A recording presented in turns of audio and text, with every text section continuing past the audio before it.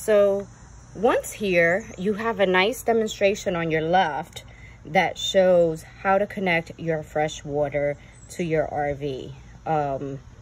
This picture shows that this is your inlet for the city water. So you would simply connect your water hose here. You would connect the pressure valve end to this, and you would connect the other side to the campground or your home. So you would do that here, and you would make sure that the blue level here is down if you are connected to the city water. If you are trying to fill up your fresh water tank because you're going to be dry camping or you're going to be on the road and you want to make sure you have a tank with at least half of the tank full, you would just simply turn this knob to the left to tank fill, and you would keep your connection here. You would open up the other end of the water and it will fill up your water tank. On the panel on the inside of the RV, you have an indicator of how much water you have in your fresh water tank.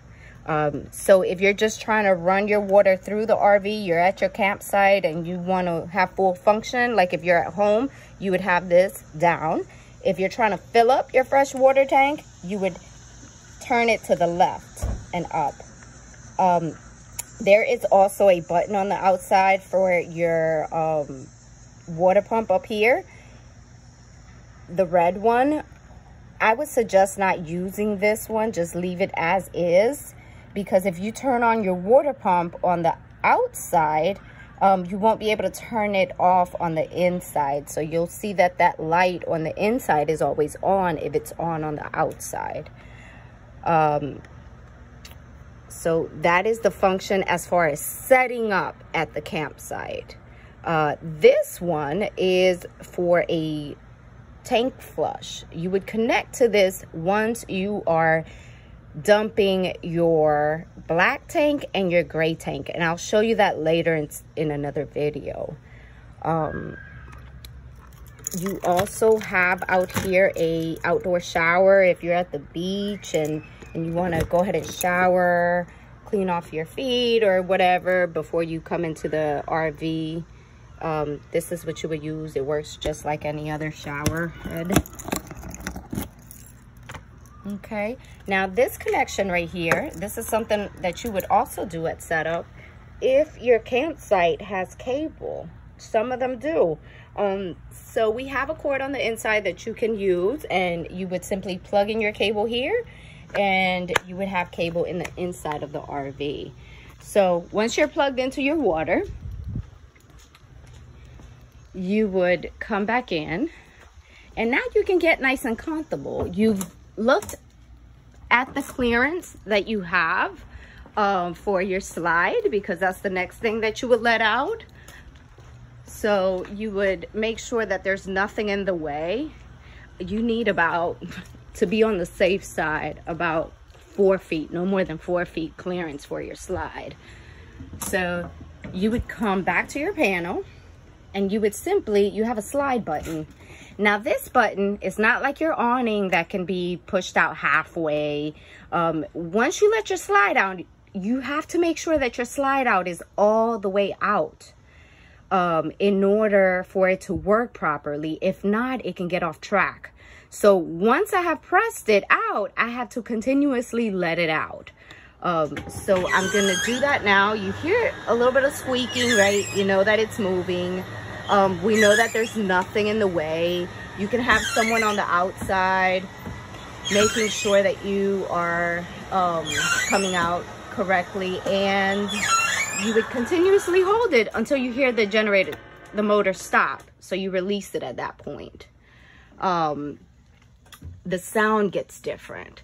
So another thing to be mindful of is that you do not want to have your bunk ladder in the way of your slide, right where I'm pointing the camera to. Some people like to put it back there. It can damage the slide, or have something on the other end of the slide that can get in the way. Okay, so now our slide is completely out. if you are connected to city water, you would not need a water pump because the pressure from the city, from the campsite, pushes your water through. But if you're using your fresh water tank and you're not connected to a water source, right, you would need your water pump in order to push the water through the RV so that you can have full function of your water. So you'll know if your water pump is on when you see that light on. If not, it's off. And remember, there's a water pump switch on the outside. It's the red button where your fresh water inlet is. So since if you are connected to campsite water or city water, you do not need the water pump on. The other buttons, I'll go over those. You have a gas water heater and an electric water heater. We are connected to a power source. So when I want warm water, I would simply switch over my electric heater and that will give me warm water. If I want to quickly take a shower and I don't want to wait for my water heater to warm up my water, I would simply turn on both. And that will get my water, it'll warm up the water very quickly and you'll be able to have warm water. The other buttons, you have an LPG. It tells you how much propane you have. You see that it's on full. You have a battery button. It tells you how much Coach battery, not the cab battery, not the Mercedes battery, but the Coach part is on full. So it'll tell you when you're running low. The good thing about the Coach battery is that every time the engine is on, that battery is recharging. It also recharges when you're plugged in. So now that we're plugged in, that battery is recharging.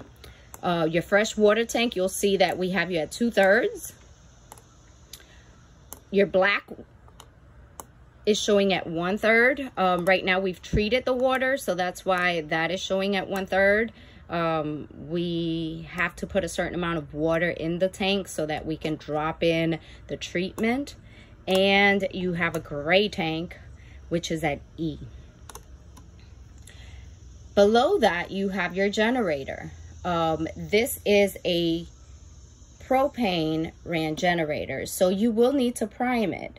So I would come out, right, and make sure that my propane is open. Once I get to my campsite, you can just open up your propane. You'll see the dial has closed in one direction, open in the other. You would simply turn it to open. I already have it on open, so I don't need to turn it anymore. It also has a gauge where it tells you how much propane you have.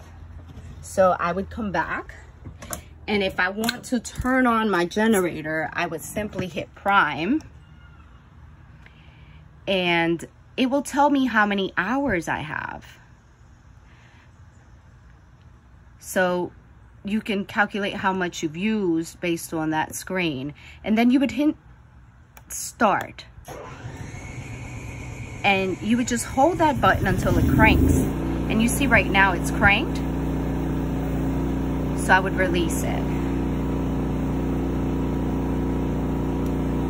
Since I'm plugged in, I don't need a generator, so I would simply turn it off by pressing the stop button. And that is how you turn on and off your generator. The other switches on this panel are the patio lights. You do have some nice lighting on the outside. You have your interior lights button, gives you the overhead lights. You have your awning button, and you have your step button. So this step button right now, it's on automatic. You can keep it on automatic. What that does is that every time the door closes, the steps are brought in. So I'll quickly show you how that occurs. So you see the screen door closes, the steps close. It's a nice feature because it prevents you from driving away with your steps. But if you're at the campground and you're gonna be there for quite some time, you would just turn the step feature off. So now when I close my screen door, my steps are still out. Just be cautious not to drive away with your steps out. So that is our panel, right? And then at the bottom, as you can see, we have our battery dial that we talked about. So when it's not in use, you would turn it off to preserve your battery. When you do want to have some function of your battery, you turn it on. So the next thing I would